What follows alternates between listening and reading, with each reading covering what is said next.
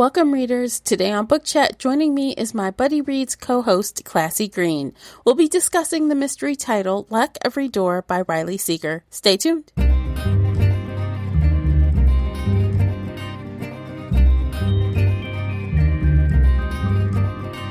Hey everyone, I'm your host, Tamara Ford, and thank you for downloading this month's Buddy Reads featured here on the Shelf Addiction Podcast. If you're wondering, what's a Buddy Read? This feature is where Classy and I select a standalone title that we're both interested in. Then we have a candid conversation about the book or audiobook.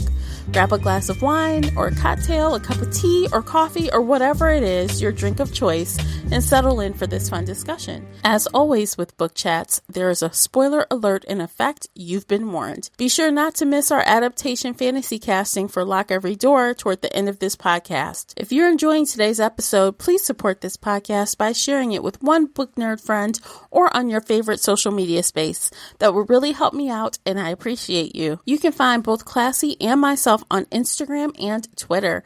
If you've read this book or listened to the audiobook and would like to contribute to the conversation, be sure to join the Shelf Addiction official group on Facebook and talk about this title with us there, as well as other bookish topics.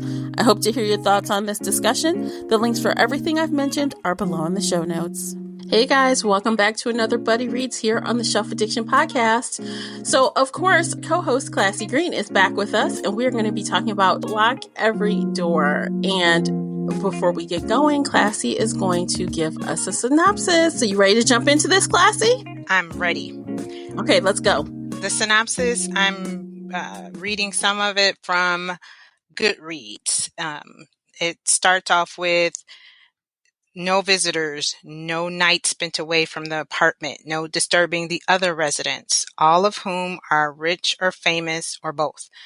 These are the only rules for Jules Larson as her new job as an apartment sitter at the famous Bartholomew apartment in Manhattan, which is known to be a high-profile and mysterious building with some mysterious crimes, or should I say deaths? Yeah, we'll say crimes and deaths. Jules is recently single, unemployed, and hardly has any money in her bank account. So when this opportunity came up for this job as a apartment sitter in Craigslist, she jumped on it. The job paid, I believe, $1,000 a week, and Jules saw this as the best opportunity she could ever get with the situation she just came upon. As she gets to know the other residents and the staff at the Bartholomew, she finds herself drawn to a certain other apartment sitter whose name is Ingrid. And she seems to feel like Ingrid reminds her a lot of her sister, who she lost about 8 years ago, and they're not sure if their sister is kidnapped or murdered. So she's drawn to Ingrid for this. But then Ingrid goes missing, and dun, dun, dun. Right. Yeah. So there is where we'll stop. I guess you can just say apartment sitting gone wrong, way, or wrong. So we'll stop there. So first thing that popped to my mind is when Jules found the apartment, I'm like, Craigslist? You gonna go and find, do something from Craigslist with like barely no information? And not just that pay. Craigslist can be it can be a good place to find certain things, but a job that's paying, $1,000 a month. They were supposed to get $15,000.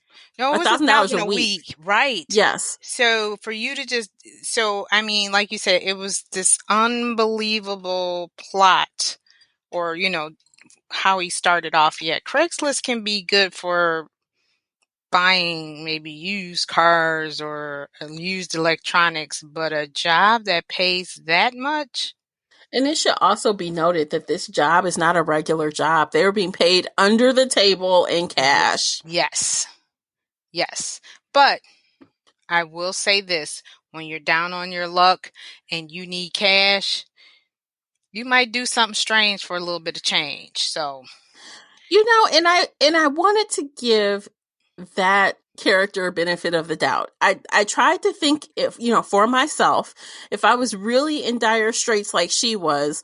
But mind you, she had a friend that she was staying with, her friend Chloe. She was staying with her, and the friend was not trying to kick her out. Okay. right.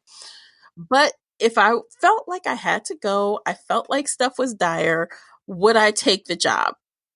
I might, but things get more interesting when these rules are revealed. Exactly. Um, on the surface, yeah, right. It sounded like the perfect job. All I'm doing is watching somebody's apartment for, was it 3 months? Mm-hmm. And I'm getting paid. I'm not getting paid at the end of these 3 months. I'm getting paid every week. So yes, Right. it does sound like a great opportunity until, like you said, the rules are revealed. No Yep. company, no fraternizing basically with the other tenants who are rich and famous. And one of them just happens to be the author of her favorite novel. Of course. Of Yes. course, but of course. What was it? Heaven? Oh gosh, I can't. At one point, I was like, if I hear that darn name one more time, I'm gonna just choke somebody. Um, No, not choke somebody. man. And now I can't even remember the name of the book, but yeah. And I think it was because it reminded me of another book we read where that the name of the book was mentioned so often.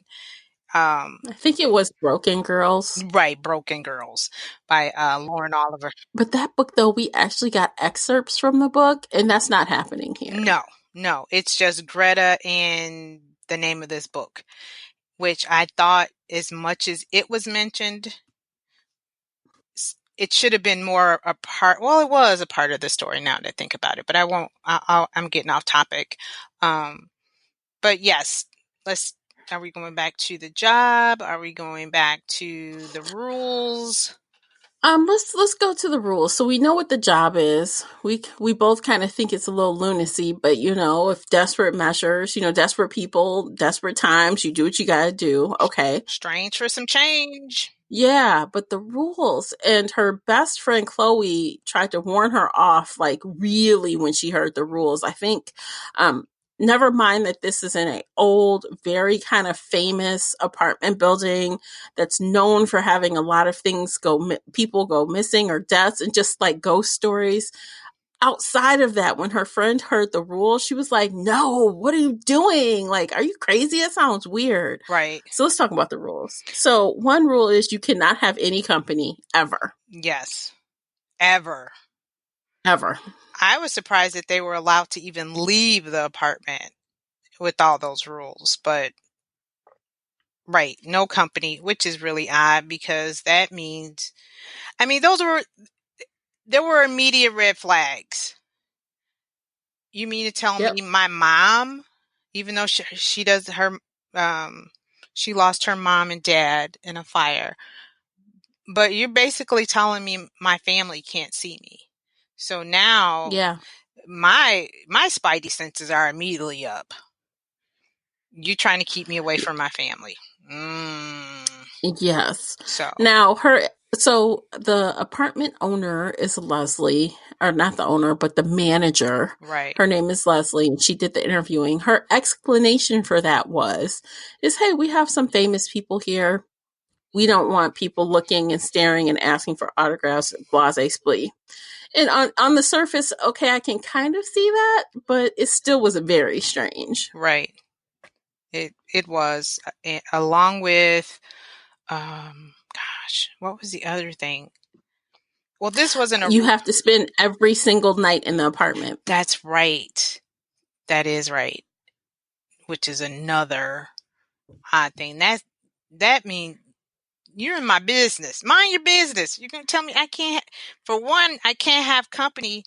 Two, I can't go out and have fun. I have to be, basically it's a curfew.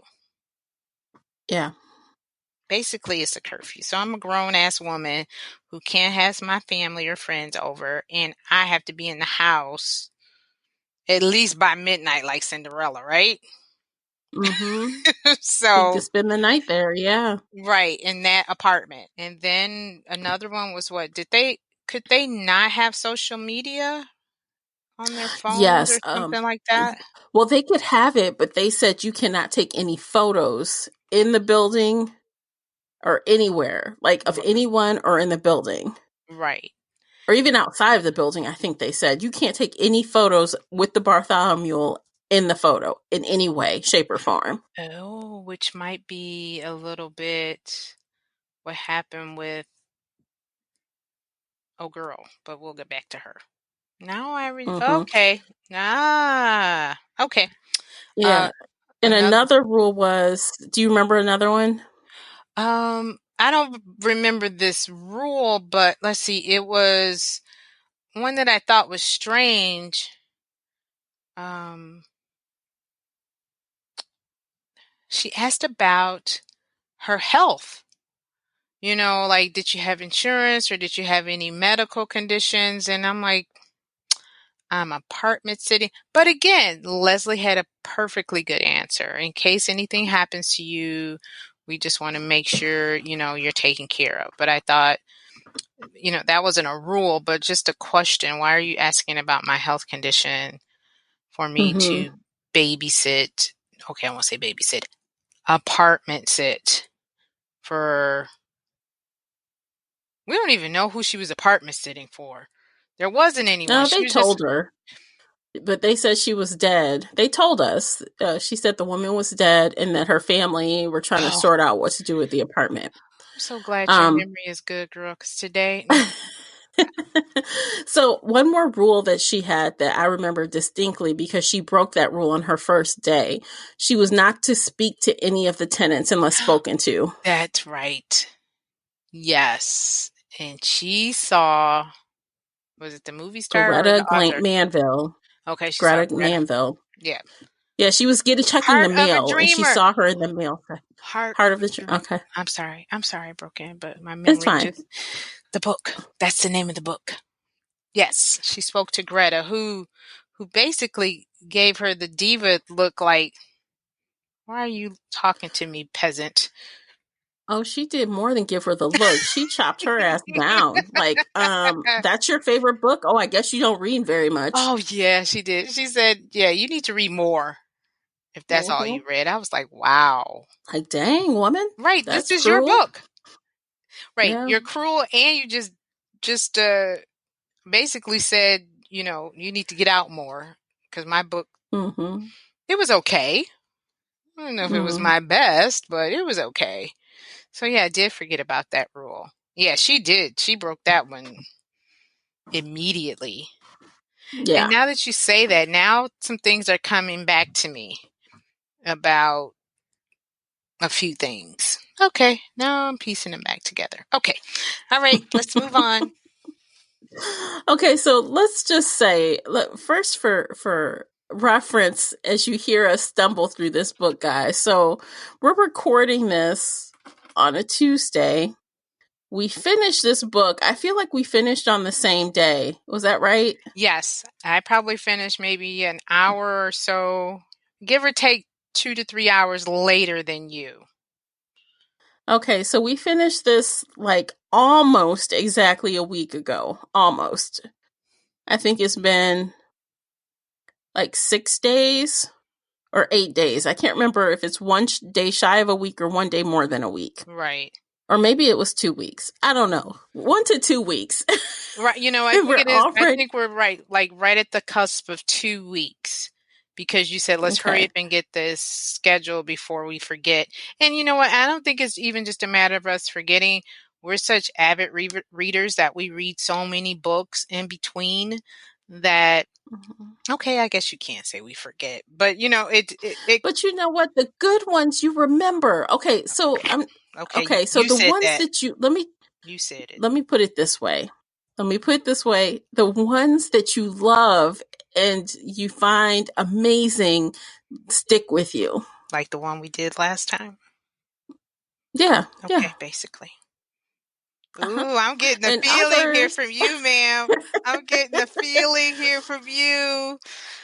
and others, you're like, okay, what was that about again? Oh yeah, okay. Right, All you're right. right. Let's I stand corrected. Besides, we do read several books in between. But yes, you we are do. right. You are right.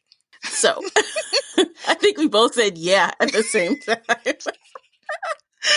Oh gosh. So yes, the rules she broke immediately. Um, where do we go from here then after the rule breaking? Okay, so the rules, we know that she was asked some weird questions, and I think that she still, I can't remember what exactly set off her suspicions outside of the clear disappearance of Ingrid. So that night, so before that night, I don't think she had anything that absolutely had her wondering that something was wrong for sure. I think there Um, were a few things in the apartment of the dead girl because she did do a little snooping, and I can't remember if something stood out, but she did. Oh, you know what? She started getting some creepy feelings in the apartment as if somebody was there, but she could not prove it. So I think she discarded them as being, sounds of being in a new apartment. She thought the wallpaper was staring, all Yeah, those. she had a thing with the wallpaper. She had a thing about the gargoyles outside. Yes.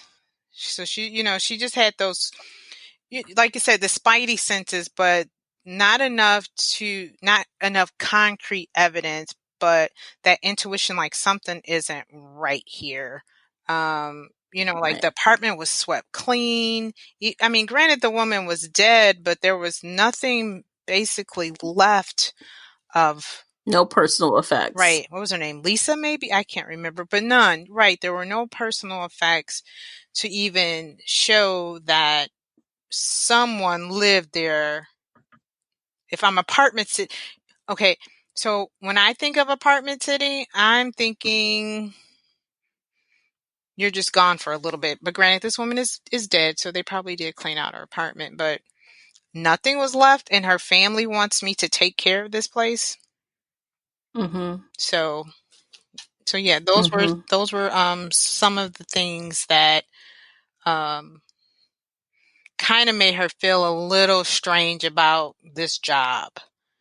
And Right. right. So then, and I'm going to piggyback off of your comment because it came to me um, about her breaking that rule of talking to Greta. And it seemed like soon after she broke that rule, granted, I think Leslie saw her break the rule because she saw Greta's face. And soon after that, it didn't take any time before we are introduced to Ingrid, which is the other apartment sitter who bumps her and knocks her groceries out of her hand. And she basically gets cut on something that broke in her bag of groceries. Am I right? So she thinks. Right. Try not to Mm-hmm. give too much away or get ahead of myself. Girl, these people have been warned on spoilers in the intro. If you are brand new here, I hope you paid attention to the intro. Okay. Right. So right. So now, like when you made that comment, I'm like, oh, that's why um they got her like immediately. She got bumped. Ingrid comes flying through the foyer as if she's in a hurry, knocks all Jules' groceries out of her hand. Now, granted, this is a young woman who's penniless, so her little groceries that she's got, she They scraped were up her. budget groceries on the real. Right, thank you. She scraped her little coins together to get her a meal until her first paycheck because she has not even received her first paycheck. And all of a sudden, she starts bleeding. And um, when they see that she's bleeding, Leslie immediately takes her up to the doctor. Because they think she needs stitches. She's like, it's no big deal, maybe a little cut. And then she's introduced to Dr. Nick, who, But let me say, Leslie must have done that before because she was slick. First, she says, "Oh, let's get you to a doctor or emergency," and then Jules like, "I don't have insurance. I don't have money." right. And then she was like, "Well, you have a doctor up on the same, upstairs. We'll just take you to him." Mm-hmm. Yeah, she did. Like you said, this has happened several times before. Mm-hmm. And the setup was perfect. I guess, like you said, we're going to give spoilers. Come to find out, it was all a setup. Um, Leslie used Ingrid. They orchestrated that whole scene so she could get her up to Dr. Nick for blood work. Was that it? I think that as he was cleaning her wound, he stashed some of the bloody gauze or Okay. whatever to like run blood tests. That's what I think. I mean, he couldn't just say, "Let me get a vial of No, blood." right. Right. Well, and the thing was is that we just thought she might have got cut from a broken jar, but come to find out, Ingrid stabbed her, right? Yeah, she got her with a Like a little, little box was cutter or it something. box knife or something? Right. Yeah, it was something small Right. that she had under her phone or something. Yes. Right. Yeah, so Yeah. she got it. He got enough blood to run blood tests. But so after that, Ingrid and Jules become really good friends. They go out, they leave the apartment and meet up in a park and say, "Hey, you know what? Let's do this basically. Let's have a girls' night out." What was it, like every Tuesday, or was it every night or something? Okay, so now this is what I remember. So you said friends. Look, I would say I would use that word loosely because they didn't even get their second day together. No. Um, they befriend each other and then they go to the park. And I feel like Ingrid said, "Let's have lunch in the park every day." Okay. And then the next day, when, well, that night. So, like, basically, like, no lie, Jules was in that apartment, like, what, 2 days before stuff started Yes. happening? 2. Because at the very beginning of the book, I think we see Jules in the quote unquote hospital, and then doesn't it say like 7 days earlier or 5 days I earlier or forgot something about like that, that? that he goes with the timeline he goes back and forth Yeah. with now and then. You're right. Yeah. So it was all within the course of a week that this whole story takes place, which makes it Yeah. outrageous. So they had no intention of giving Jules any money because she wasn't going to make it to the end of the week. No. No.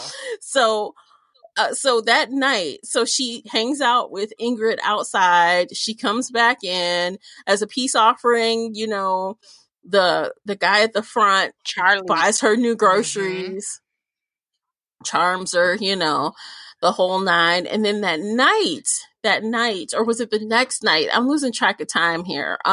It was that night, I think. That night or the next night, she, starts to. Wait, did she get her first message from Ingrid the same day? Yeah, that was the same day. Right. So when she got cut, and then she went upstairs, saw Dr. Nick, went to the apartment, and then there was something in the little dummy thing, the kitchen pulley dummy Yeah. system.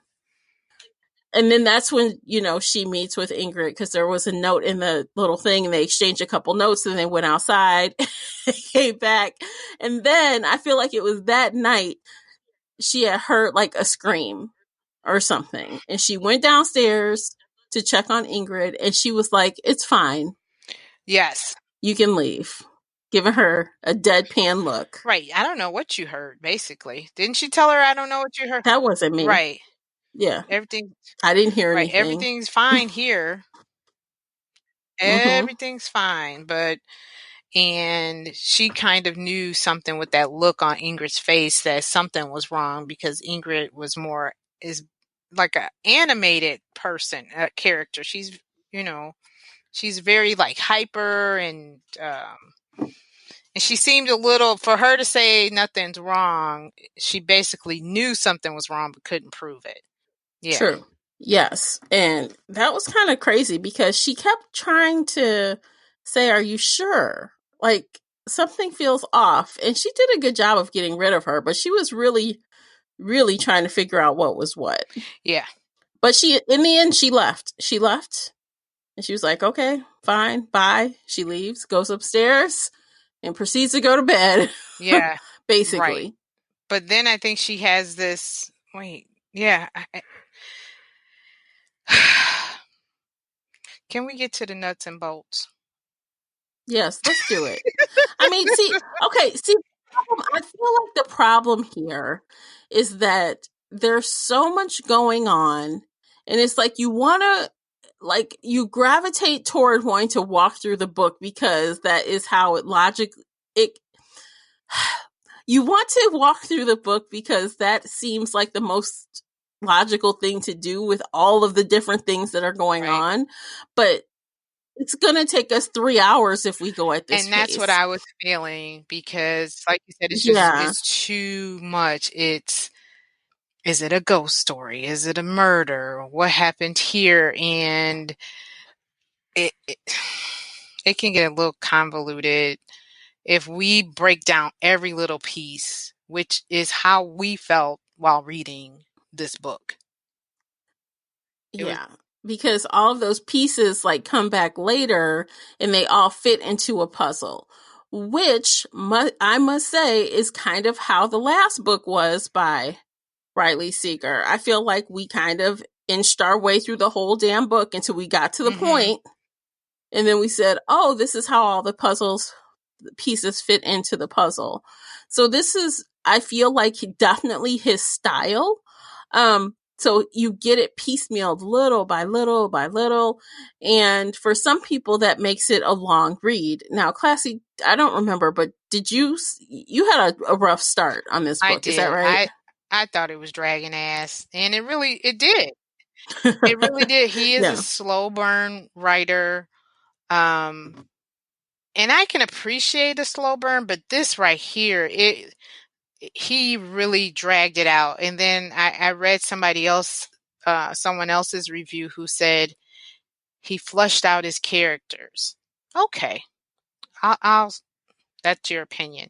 But then when you and I were getting ready for our fantasy cast, we had a difficult time trying to figure out who Mm-hmm. we would select if this was a movie for our fantasy cast because, I mean, okay, he didn't give us any character descriptions. I won't say he didn't flesh out their the character development. He did do some of that, but I mean, we really couldn't tell you exactly what Dr. Nick looked like or Leslie, except she wore Chanel suits, and Ingrid had, blue hair, and Greta was, I can't even remember what the heck Greta looked. Old and decrepit, Yeah, basically. so we did not have any descriptions of what these characters looked like. We just basically knew their mannerisms. That might be my best way to say it, is their mannerisms. Ingrid was basically flighty. Um, I'll say Jules was, Okay, so let me interrupt you right quick. I'm sorry. no. Let me just throw this out there and we can just say, okay, so I found a review on Goodreads. I'm not going to name the person, but they really bullet pointed this really fast and we can guess what the rating is. So real Okay. fast, the good, high level of tension and suspense. I would agree with that. The bad, everything else. Hmm. Now, I wouldn't go that far Yeah. personally, but I do agree that it was very convoluted and it took the long way around to Oh, everything. Um, as you could tell by our first 20 minutes of this podcast right. episode, just pushing through to get to the meat of it was very tiresome at times. But in the end, was the payoff worth it? When it was all said and done, I kind of said, okay, yeah, that was good. I thought it was good when it was all said and done. And when I was in the moment, I didn't have as much issue with the slow start as Mhm. you did, because I was engaged with the characters, learning about the characters. But yes, it took a long time for the action to actually start moving. And I think I made a note that it was almost 50% Yes. before Ingrid actually disappeared. It took a Right. minute. And I think when I text you, I believe I was at maybe like the 70% mark, and I was like, oh my God, they're a cult. Because I think that's Yeah. when I realized, that's when she kind of paired up with, what was the other girl who had died before? I mean, who went missing before Ingrid? The apartment sitter. She called the phone number on the poster for the missing girl. Was it Lisa? I can't remember, but whoever. And that's when I was like, okay, I can kind of get, I can Yeah, kind of, because then it was the guy that lived right. there. I And can't it remember was his like that name. was almost the climax, maybe, because it was kind of like, okay, something's going on here. Now what, because Mm-hmm. all we knew was Ingrid was missing. But now we know Mm. somebody went missing before Ingrid. And So what makes it sad is that, so all of this, and like, again, spoiler alert, Ingrid's ass wasn't even really missing. yes. She was hiding. Yeah. I'm like, this was time I dead. wanted to Okay, choke which her is too. good. It's good she's not Right. It was dead. good, but so you mean to tell me I go down after hearing a scream, but I think she was almost trying to protect Jules, because if they knew that Jules knew where Ingrid was, it was going to get even worse for Jules. So, but yeah, I was like, really? I really did. Yeah. I thought she was dead. I did too. I did think she was dead. And then when she wasn't, I'm like, oh my Right, God. because you go to the point of, where is the story going now? I think that's what got me, Right. is like, And okay, so yes, and that is why we started explaining the beginning, because you have to go back to the right, beginning to understand what actually happened when we were talking about the interaction between Jules and yeah, Ingrid. And then we talked about the interaction between them again at the right, door, because that comes back yeah, in the end. And we realize that that interaction at the door allowed Ingrid to right, escape right, because she had a stun gun in her back. in her Well, pocket. Dr. Nick had the stun gun in her back, but she had mace in her Right. pocket, right? In Right, her and then pocket. that gave Yes. her the opportunity to mace Dr. Nick and And run run for it. for it. But let's go back on Dr. Nick, because now that Ingrid's gone, Dr. Nick has to put the moves on Jules, because he needs to find out basically how much does Jules know about Ingrid's disappearance, because now she thinks she has an ally in Dr. Nick while looking for Ingrid, because he basically helps her break into Ingrid's apartment, knowing that, well, they were hoping she did find something, Well, yes. Yeah. because they didn't know Leslie where she pretty much was. said, right. So Leslie had pretty much said after they had snatched her, like, oh, yeah, we were going to let you do the work. Like, you were looking for her so hard. We needed to Right. find her, and you were You were going to going to do it lead us for right us. to her. So, Yeah. right. So yeah, this story, it's so much going on. Um, it tied up at the end. It didn't tie up in a nice little bow. It, it kind of left me with, like, I wouldn't say buyer's remorse, but it was just like, really? That's how we're gonna end the story? Okay, so I kind of wanted some justice, and I don't think there might have been some justice, but I find that Dr. Nick got a cop out. Dr. Nick got a cop out, just like Game of Thrones and Cersei. I can Yeah. compare his death and Cersei's. No, it was just, I was just like, this, You'd be like, that's it? Like, for right? real? That's it? That's all that happens to them? Yes. This is what he gets for what he Yep. did. Yeah. No. Now, there were some other things that I think that kind of played into why you thought it was a cult. And, with the whole ancient Egyptian symbol kind of thing that was going on, like with this, or the snake eating its tail But kind of I thought thing. they were a cult Um, before I got to that part. But yes, let's go back though. Yeah, I did. I uh, did. okay, so this is, okay, so see again, we're going to rewind. Okay. So I thought, when I found out that the girl had disappeared, I instantly thought, oh, everyone's in on it. Mm, Everyone. And the reason why I thought that was I'm like, no one can disappear out of just thin air in a building like that on a busy street without everyone right. cooperating. Now, I didn't think that it was a cult per se, but I thought that maybe they were doing some kind of, they were talking about them doing some kind of witchy things back in the Yeah. day, about them, trying to live longer. And that made me think of kind of something paranormal where they would like kill people to live Right. For longer their. or something. So I thought maybe they were Okay. doing that. Um, but I was like, okay, that's not what they're doing. But I did think every single person Heck was yeah, everybody involved. was a perp.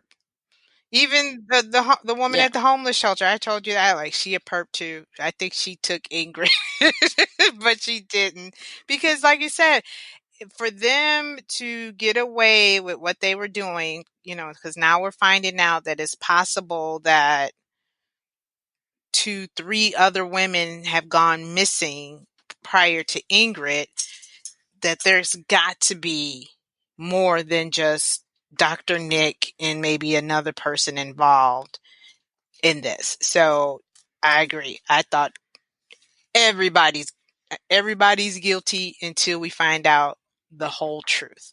And come to find out, there were many people who were Yeah. guilty. Yeah, all of them were at not at minimum they were involved with kidnapping. Yeah. Not all of them did the deed, right? Because there were only a handful of people actually caring for their quote unquote patients and the Right. doctors. Um Leslie was definitely the biggest offender as she was like Right. luring the She was women in and men. recruiting. But all of the people that lived in the building were there waiting for Yeah. their chance. And you know what? I think I did come across where I thought they were possibly a cult when when Leslie was trying to replace Ingrid with a new apartment sitter. And Mhm. when she found out that that woman was an actress, had lots of friends. So basically, if she went missing, someone would recognize. Right. She would And be that's what I was like, noticed. this is a Yeah. damn cult. Ah, that's what I thought. Yes. But, And that ties back to like those interview questions hmm at the beginning we kind of mentioned briefly. Like they wanted to make sure that whoever they picked for a house sitter absolutely had nobody were depending on them, looking for them, all of them broke, all of them right. alone. And so it would be easier for them Right. to just But be not gone. just that they had to be in good health. Did you smoke? Have you ever smoked? Do you have any? Right. Mm-hmm. Because basically what they were doing is they were, and I won't say harvesting, but they were recruiting these people for their organs, to transplant organs for these rich and famous people. So they were basically trying to find people who were poor, who, like you said, would not go missing. um would not go would go unnoticed. No one would think to look for them, so these rich people can have the kidney and not wait on the transplant list for years, and can get a nice healthy kidney. And the people that they recruited were, well, Dr. Nick, his family, what were like lifelong residents, or did somebody else get a organ? His Right, family and it was. didn't somebody in his family get an organ or something before, and it just continued, or I'm not positive.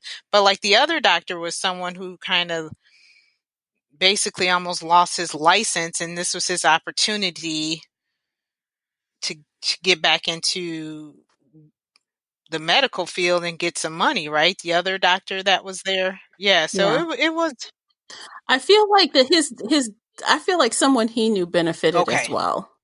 Right, because Charlie, the doorman, or the doorman, he who was very nice to Jules, which, his daughter needed a heart, was it? Right, Something crazy. right. Yeah, it was So something. he basically kept watch to make sure that the sitters followed the rules, basically. Did not leave, or came back at a certain time. So he was like the watchman of the sitters, so his daughter could get the heart that she needed. So he was Hmm. a player. I'll say a key player. I think he was the bit of normal, and he was a key player because his welcoming personality, his friendliness kind of set At ease. people Yeah. at ease when they started feeling creeped out about other Hmm. things. I think that was like Right. the Yeah. balance. Right, because you have Leslie, who's the strict disciplinarian. Here's the rules, this and that, don't break it, don't break it. And here you got Charlie. Oh ma'am, I knew this happened to you, I'm just looking out for you. And so yeah, he did balance. You had the good cop bad cop with those two, and then you had lover boy Nick, who tried to distract her with his good looks and, her neediness. I mean, she was a single girl who just got her heart broken by her boyfriend, Just who broke she up with caught her cheating boyfriend. in their Yeah. apartment. So, you know, I did that was think that was very sleazy that he slept with her. Like you could have gotten everything you wanted from her hmm without going there. yeah, yep. But I think it was sleazy, but it was real. Cause some of those men, okay, we won't Yeah. man bash here. We won't man bash, but yeah, this story, it could have been cut. We could have got to the good part a long time ago. And how many did you look up the hours? I'm sorry, I'll do that while you're. Let me go back and look. Yeah, you can I can look right quick. It's not a big deal. I think it was 10 it hours, was wasn't I it? think I was reading. Um it was ooh. Yeah, 10 Yeah, hours and yeah. 27 minutes. You got it. This could have been a lot shorter. The character development, yeah, I mean, we really did get to know a lot about them, but I think some of it was not very important. For example, the missing sister. As much as that missing sister was mentioned, I thought, was her missing sister the one who lived in the apartment? Staying Right. there. And just was like Right. under a false, did she get her name changed? Was she a part? Did they harvest her, or, recruit her for an organ and we don't know? And lo and behold, let's bring in the sister, because, maybe she has this. Those are some of the things that I thought were going to happen, because this missing sister was mentioned so much. And You know what? Not for nothing. Let me just say, it would have. Okay, so I almost felt I agree with you that the missing sister was almost yeah, insignificant. I felt like it could have been just as good. Let's say you had a young person that was a true crime buff. That would have explained her being so gung ho to find Ingrid, just as, oh, this looks like my right. sister.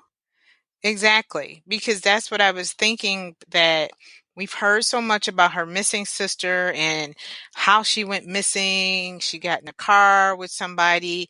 So now my mind is racing, like, was that Dr. Nick? Did she know Dr. Nick? It, I'm just telling you, this is what I thought, because now I'm trying, because who doesn't try to figure out stuff? All of a sudden, we go back to the story of when she went missing after her job. I think she got off early. Somebody said something. I don't know. She was going to go visit somebody, and I may be getting two stories mixed up. but nothing came out of that. Her parents died in a fire. Mom was sick. I'm not even sure what that came from. Maybe it was to add her resilience, her survival skills. I'm not sure what was the importance of. Oh, well, I get it. I know now because nobody will go looking for her. I get that with the mom and dad. Okay, I digress. Yeah, but I don't know what the purpose of Right, telling the story was. right Like, about why he. I think I agree with what the Yeah, original path that you were on. Like, why tell that sad ass yeah, story? What was the yeah. point of it? You can say, "Oh, my parents died in a car crash or a plane Right. crash," just as Besides us, you easily. giving us the whole full background that mom was sick, dad decided to, you know, basically suicide, hoping, Commit right, suicide and hoping burn she would down the get the house. money because he tried to, fake their death, but they found out that it was suicide. So you have that storyline, the sister who nothing came of that. What it was just a lot of little things that could have made this story so much better for me, besides organ transplant. Um, it Yeah. now, yeah, I really would have enjoyed finding out that their sister, her sister was a part of their scheme, and maybe they found another, person who needed an organ, and they were hoping, maybe like she had a rare blood type, you know, and lo and behold, the sister had that same blood type. So now we're going to see if Jules has it. Just anything besides, It would have been ironic, but it would have yeah, at least come because full this right circle. here was just sad. And then to have her in that hospital for I don't know how many days in that escape and the end, and I was like, It was a fiasco escaping. Now, it's funny because we just got finished talking about a book where all the other readers felt that the book was yes, unrealistic, right. and we didn't. And in this case, I think we have by far the Yeah, minority this was opinion. very, And everybody else loved it and thought it was the best thing since sliced bread, no, and we're here picking it apart. yeah, Where, it was just, it so, was, yeah, and I felt her escape was kind of, I mean, okay, granted, it was a very cool escape. She got out of that place. Thankfully, I would have hated to see that character yeah. just die after all of that. But I feel like it would have been nice if she had a little bit of help, Hmm. maybe from Greta, maybe from, I don't know, the guy, the doorman. Yeah, Maybe he felt right, guilty, something. It just seems so wild that she just got out of there from pocketing a couple right. pills under her Or I'd have pillow. loved Greta doing it because And I Greta mean, didn't even really want her organ. After they got to know each other, she didn't want she her didn't. to be the one to give her, what was a kidney? I'm not sure, liver. I'm not sure, but whatever it was, yeah, she It she was a didn't want liver. her. Yeah. So I would have loved. Well, guess what? She missed her chance to warn Yeah, her. she She did. could have got her out Yeah, of there if that's what she wanted. Because even if Greta didn't get the livers, guess what? Other people were getting her parts because she had more than one yeah, surgery, if you yeah. remember. Oof. They took a kidney first and then a liver and or part of the Right, liver, because they however were that works with the twin. liver.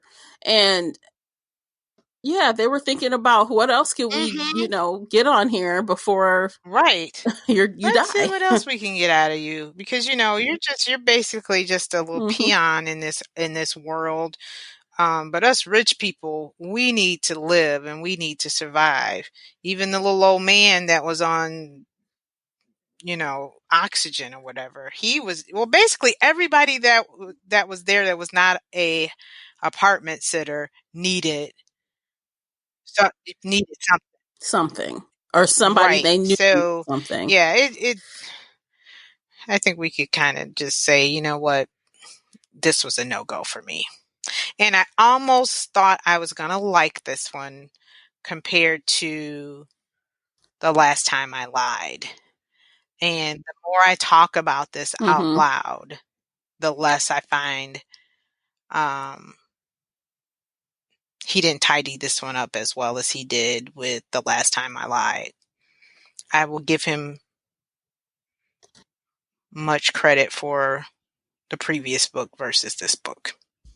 I'll get into that a little bit more when we give the ratings after the break, because I want to go back and look at my rating from the last time I lied versus this, because like, you did read his first book, The Final Girls. I did not. The Last Time I Lied was my first time reading him, and then this. So I feel like he's been consistent in the way that he delivers the story, as far as a lot of characters, a lot of things, a lot of tidbits. Like, he's throwing things at the wall, trying to confuse you, or trying to, confuse who the real culprit is, I guess. Yeah. That's just his style. He did that with the other book. He had an unreliable narrator that time, although I do think Jules is more reliable. Yes. Everybody else isn't. I agree with that. She is reliable. The other ones we're not too sure about, and then I don't know, because you're younger than I am. Did you ever see what's the name of this movie with Mia Farrow? Rosemary's Baby. Did you ever see that? Okay. I'm gonna say no. This has say no. Yeah. Rosemary's Baby feel so much.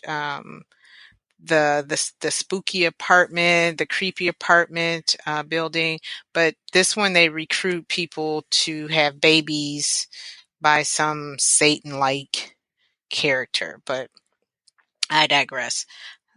We can move on to whatever else. You know what they did remind me of, though? Like, it had the feeling, like the whole sinisterness of the building, along with the creepiness of the characters that lived in the building, like where things just seemed off, but you couldn't tell exactly what. It made me feel like that one movie with Keanu Reeves. Yeah. The one, oh my gosh, the name of it. I'm about to Google it real fast. Not that one? Nope. And this one was about the devil. It was not De Niro, but Pacino. Yeah, that yes, Al Pacino. It was, and he was a lawyer, and him and Charlize Theron, right? Yeah, and I almost would have rather it go the supernatural way versus just the regular old, stealing of body, organs kind of way. But that was, why am I not remembering it? I'm almost to it. It was in the 90s, I think. Devil's Advocate.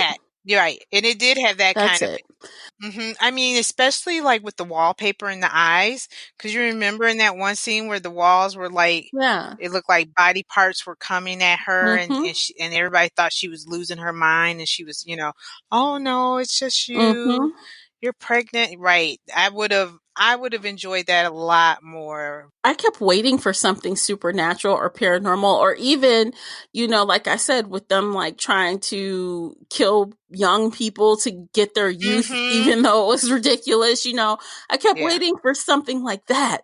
And then for it to just end up being plain old organ snatchers was kind of like, okay. Yeah, it was a letdown. It was a big letdown, and I can't remember. I can't even recall when I felt like it was going to be a letdown, but it happened. It happened fairly quick after that climax of, oh, this is what's going to happen. It went downhill. There was it never, to me, it never, it was no ebb and flow. Because some books you'll have an ebb and flow where like, okay, we gave you a little bit, we're going to drop it a little bit, but now we're going to come back up. It never was.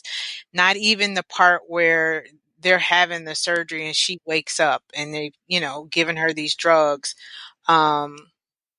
Even with the back and forth of the story, I thought it wasn't. It was just still a nice.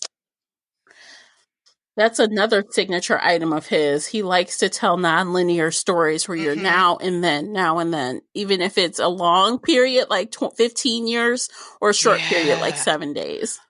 you're right. And you know, if you, and I doubt if you will, but The Final Girls, which was his first book, it probably impressed me because I'd never read anything by him before, and it was a slow burn too. He took a while with that, and apparently that's his style. But this one, no, no, no, ma'am. I'm sorry, Mr. Sager. I don't think I'm doing another. Okay, so No, you're not doing another? too many books out there. Okay. All right. Well, with that said, on that note, we're going to take a quick break. We're going to come back and we're going to talk about the audiobook narrator because that's how we consume this title. And we will also do our fantasy casting. And before that, we'll absolutely rate the book. So stay with us. Hi guys, I'm Kales. And I'm Allison. And we host Novel Predictions, a podcast where we laugh at ourselves and each other as one of us tries to predict the ending of a book the other has already read. Essentially, one of us is torturing the other. It's not torture, it's hilarious as we try and predict the story from some popular novels like Aragon, Fault in Our Stars, and more. We read the beginning, we talk about the story, and we try not to give away how royally the newbie reader is screwing up the plot. So join us every other week for fun, ruthless reviews of popular novels. Subscribe and follow us on social media, and we invite you to read and laugh along. As we torture each other. It's not torture, seriously. Maybe a little. Okay, it's just a little. Thanks for listening, and keep making novel predictions. We really need a new outro. Hey readers, I have to drop in real time right quick to let you know that while editing this episode, I discovered that our discussion of the audiobook narrator had some severe audio technical difficulties, so I needed to cut that part out. In a nutshell, we had no issues with the narrator, and we both liked Dylan Moore's performance, and we both also sped up the audio just a bit. Let's jump back into the pre-recorded conversation with a few final book comments, including our rating, as well as our fantasy adaptation casting. And I think we even talked about that before too, where we feel like with him, he writes not most, all of his stories from a female point of view, and he is rather, it's not seamless, it's not authentic to us. It's a little, and maybe that's why it takes him so long to get to the good part. Because he just doesn't know how to really think or get in the mind of a female character. And he feels like he needs to drag out this story before he can get to the good part. Maybe that's it. Yeah.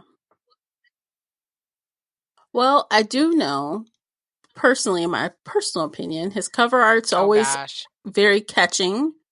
It has that slasher slash, that's the bright, like this cover is bright pink.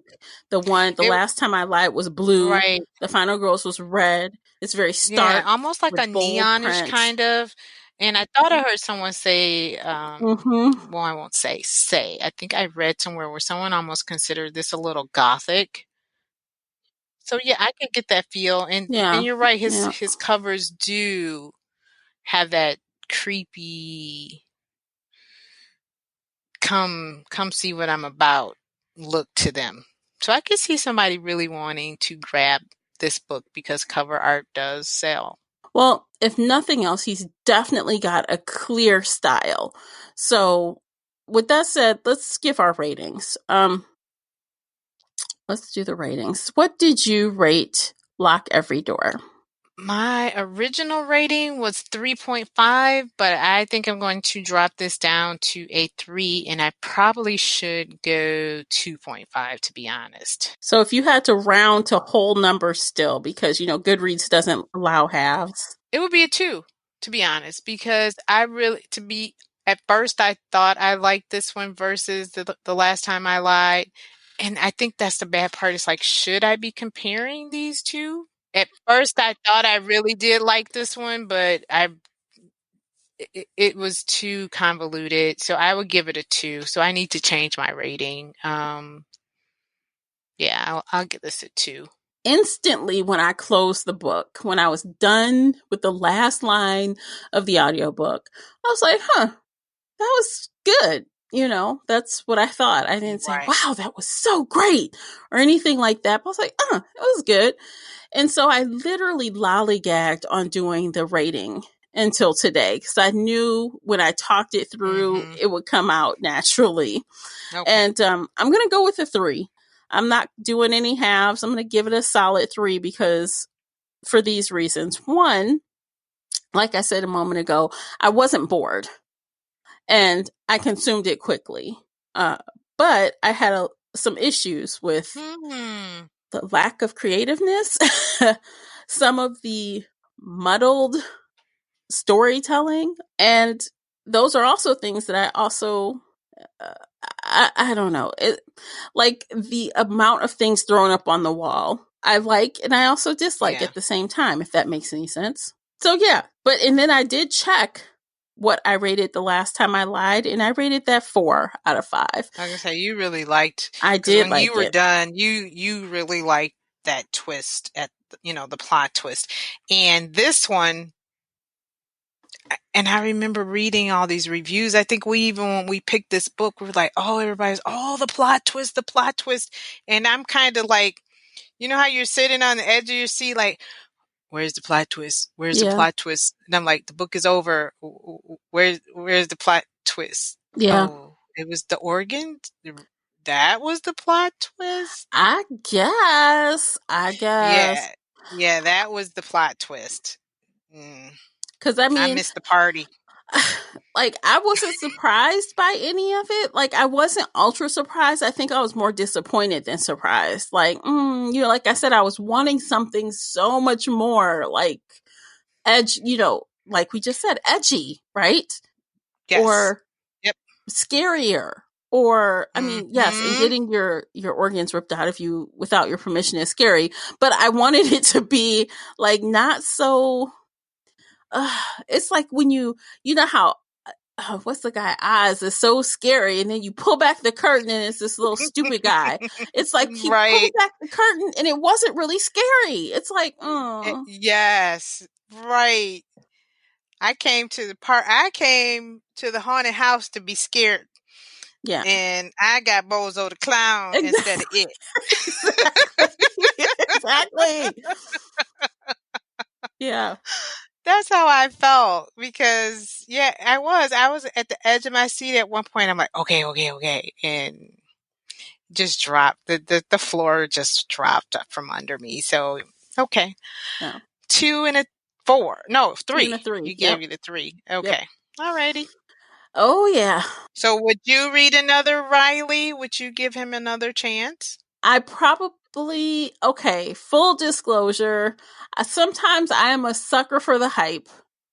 So, and I know sometimes the hype does not deliver, but if there was something that the synopsis really sounded intriguing to me and a lot of people that I knew loved it, then I would.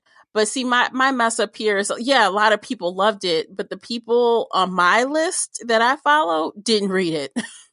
Oh, so okay. So we'll think about that. Yeah. So if I know people personally that have rated it high, that I trust their, opinion, then I'll read it. But if not, I won't, because there's just too many other books to consume. Exactly. Man, it is. It's just so much out there, and we just wasted 10 hours that we can't get back. Girl. Sorry, Riley. Oh. Not like he is really.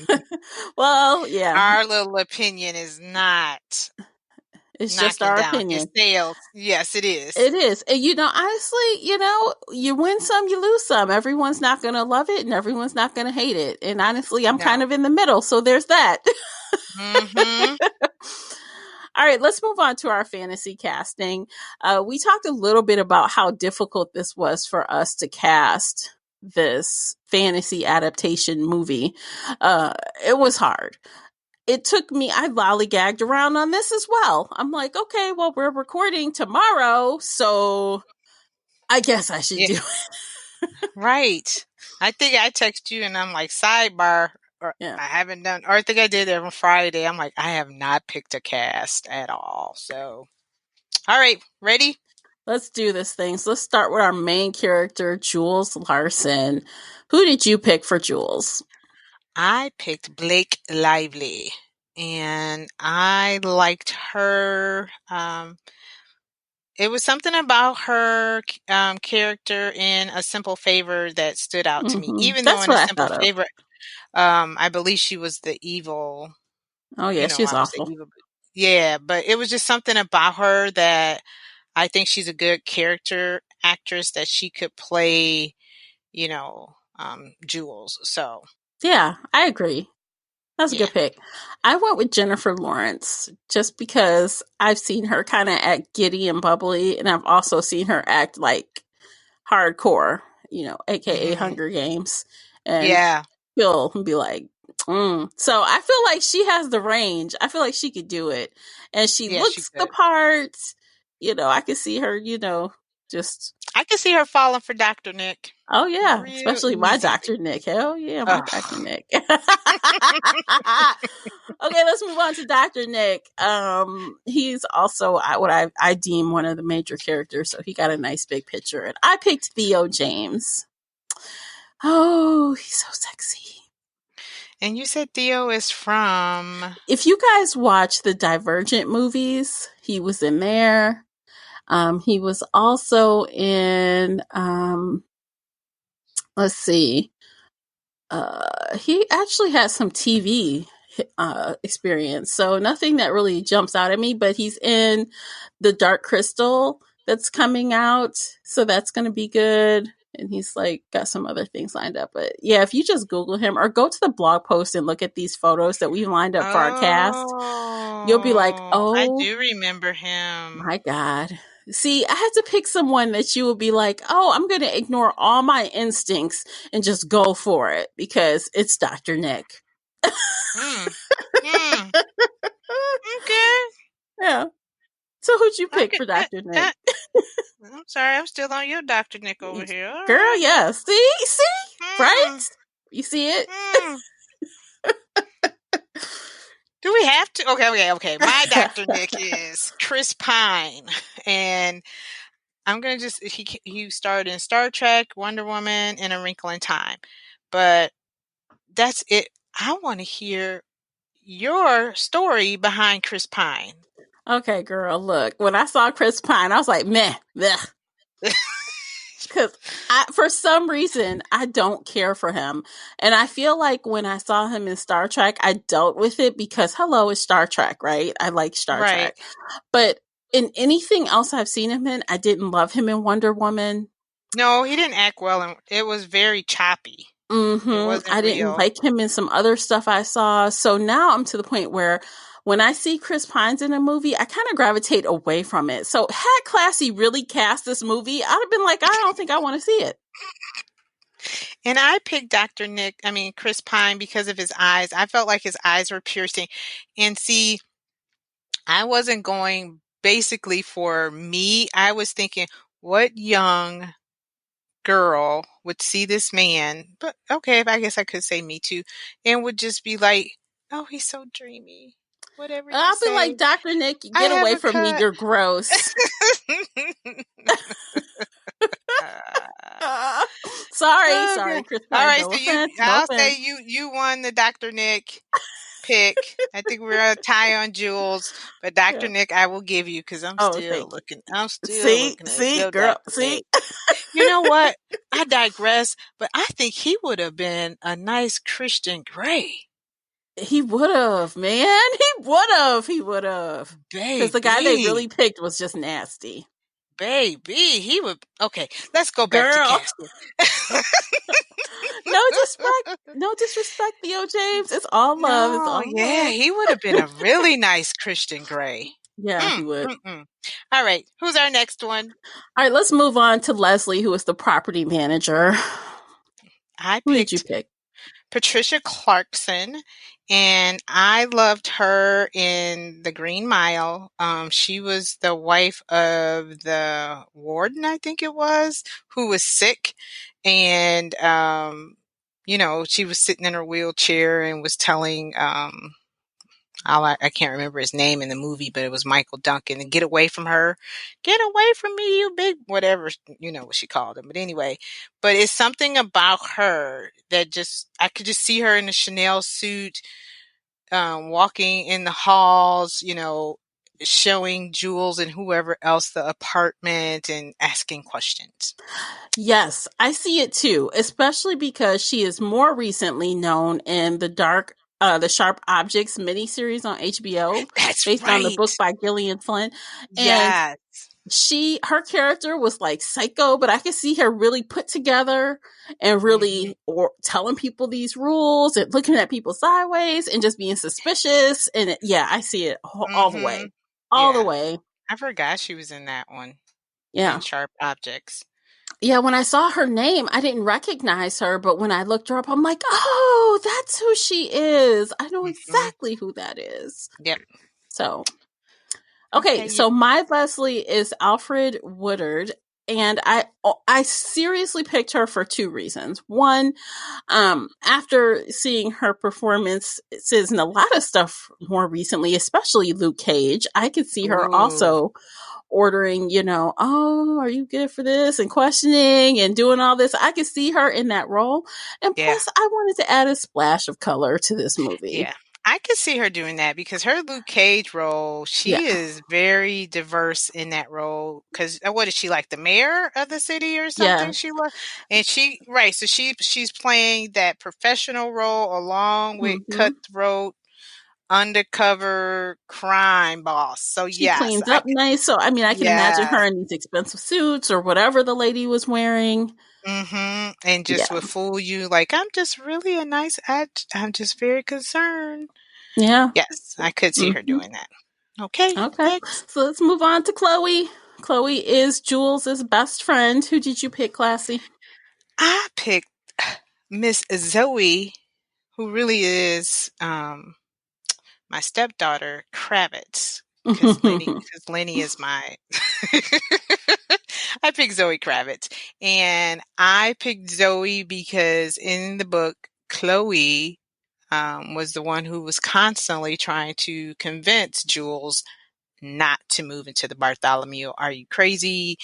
The rules are crazy. I've heard so many stories, and I felt like Zoe would be that best friend who would give it to her. And I also felt like most Black girlfriends will say, girl, you crazy. The voice of reason, no, I don't care what they say. That money is too good to be true. Come on. Who gives you a job that pays $1,000 a week cash? Come on now. So, girl, stop. Right. Right. And I do love her character in Big Little Lies. I just thought Zoe would be, and I liked her in, was it Rough Night? Yeah, Rough Night, with her and the other girls, and they have like a girls' night out. So, and Fantastic She too, Beasts. by the way, was in Divergent. Do you remember? Yes, she was. She was. I can't remember her name. Was it? No, but yeah, I do remember her. Yeah. Yep. So I just thought she would be a, and she was like young hipster with her boyfriend, and at the end she gave Jules the apartment to herself, and so it was just something about her. And splash of color. Yes. Okay, so my Chloe is, I think I'm pronouncing it right. I am sorry if it's wrong, but I'm gonna say Maya. It's Maia. It's not sure. I think it is Maya, but Maya Mitchell. And I never saw this girl before I started watching Good Trouble on Freeform. And I never even, so I watched some Freeform stuff, but apparently her character was also on The Fosters, which was the original show, and then Good Trouble is the spinoff. I never watched The Fosters. Every time I saw a commercial, I was like, meh, I'm not into it. No. But now I'm like all into Good Trouble. It's so good. And then I'm like, Okay. oh man, this is a Foster spinoff because some of those characters are showing up. And now on Okay. a side note, I'm like, I should have watched the Fosters, but I'm not going back now. No. But I see her as Chloe. I really do. I think she's like intelligent, and I can see her kind of being very smart about things and logical about things and being like, girl, no. And also having a little boyfriend and being friendly and inviting, Ingrid into the fold kind of thing. So Right. A yeah. good pick. Good Yeah. pick. I like yours too. Yeah. All right. So next up is Ingrid. Ingrid. Yeah. I picked, and I love her, and I loved her book, Kristen Ritter, who is, probably mostly known for her Jessica Jones character, and she starred in the TV show Apartment 23, and she wrote the book Bonfire, which I loved. She's just feisty, and probably I don't think I have not seen her in, and she probably has some shows where she wasn't as feisty, but I just saw her as being, giddy, fun. I could see her with, the different color hair and, just living her life basically. Cause that's what Ingrid really was doing. When you think about the one guy, the little seedy guy she was with that they had swiped the phone clean, so I just see Kristen, being that Ingrid. Okay, yeah, I can kind of see it. I think I just don't know her as well outside of Jessica Jones, and Jessica Jones is so brooding, man. So you haven't seen Apartment 23? No. Okay, yeah, she was like the little self-centered, flighty roommate. So, okay, I get it. Okay. You're a little younger So than me. You're just a little younger. just a little bit. You're just a little younger than me. So I picked Alexis Bledel, and she is more recently known for her role in The Handmaid's Tale, but she is also probably her biggest well-known role was from Gilmore Girls as the daughter. Yep. Yes. So I know it's in her to be like, hey, we're besties. Let's meet in the park. Every day, let's have lunch in the park. Yes. Yeah. Okay, yeah, I can see that too. Yeah. I can see that. I gotta watch more TV, man. When we come up with you do. I do, because I'm just like, I'm going by what I know, and I don't watch as much TV as I used to. So maybe I'll pick up on a few. I'll get you addicted. If you want some recommendations, I give good recommendations for TV as well as books. Okay. I'll have to, we'll have to do this after the show. Yes, maybe that could be an after show. You guys follow us on other places and see how you can get access to an after show. Yeah. All right. So the final character we're going to cast, the sixth and final character, is Greta Manville, the old lady author who needed the liver. Greta. Yes, Greta. Who did you pick for Greta? I picked Susan Sarandon. Probably when it came time to pick my characters, I knew her immediately, and I thought of Susan playing Greta, because Susan Sarandon has very expressive eyes, and I felt like when Jules had that meeting with Greta, that Greta was just talking to her with her eyes, and when she spoke to Greta out of turn, Greta gave her that look with the eyes. So that's why I picked Susan. All right. Who was also known for Thelma and Louise. I loved her in Stepmom. You remember Stepmom? You're still young, I forgot. Not really. I don't remember it. Okay, so you know what? After the show, you're going to recommend something to me, and I'm going to recommend something to you. Something old. Oh, God, no. No, not too old. No. Oh, no, I don't think Stepmom is way old, but something, little, not as recent. Okay, as long as it's not too old. I am not a fan of old movies, so every time somebody wants to make me watch something that is made in the 70s, I cringe so hard. No, Stepmom is not. Julia Roberts starred in it. So it's Okay, not so it's that like old. 80s then? Late Maybe, 80s? yeah, or if not 90s, yeah. Okay. All right. I can deal with that. Okay. Okay. So my pick for Greta is Meryl Streep. And I literally love Meryl Streep in almost everything she does. Yeah. And most recently, I just remember her playing that evil mother-in-law on Big Little Lies. She was the worst mother-in-law ever on the planet in Big Little Lies. Yeah. And I'm like, she was real, she looked very frail, not frail, but she looked smaller, her hair, she looked older. They did her hair up, you know what I mean? So she looked like she could be a little frail lady with a bad attitude. Yeah. I love Meryl too. Her ass off. Like, she is one of the few actresses, in my opinion, that really, like, you know how sometimes you always see a glimmer of themselves in the actor, in the character they're portraying. Mm-hmm. She can turn that shit off. And she is like completely awesome. The character. Yeah. Yeah, she submersive, whatever. She gets into character. She really does. And I was going to pick her, but I was like, too popular. Meryl Streep gets everything. That's why I didn't pick this book needs her. This book needs her. Because you know what? If Meryl Streep was in your cast, it might offset Chris Pine. Oh, okay. If I'm trying to sell a movie. See, you know what? So I think that might be what I need to do next time. I'm trying to sell a movie okay, I get it. It's okay. Game on next time. Game on next time. Right. Hey, I am a avid TV watcher. I bet you won't beat me ever. No, you know what? I don't think it has been a time where it's been hands down you won. It's kind of like, okay, I see. But all right, now, okay, we're trying to sell a movie here. All right, I see the end game. So you know what would be interesting? And I think it would be fun to do this. Like, maybe one time in the future, like, force ourselves to work together to make a cast.